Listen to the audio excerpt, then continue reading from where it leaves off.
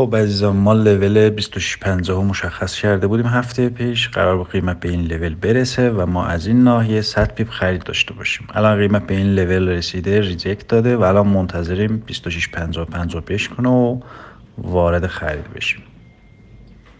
من از این ناحیه وارد خرید میشم، ولی شما میتونید منتظر بمونید بعد از اینکه شکوند پول بک بزنه و خریدتون رو انجام بدین تا لول 2665.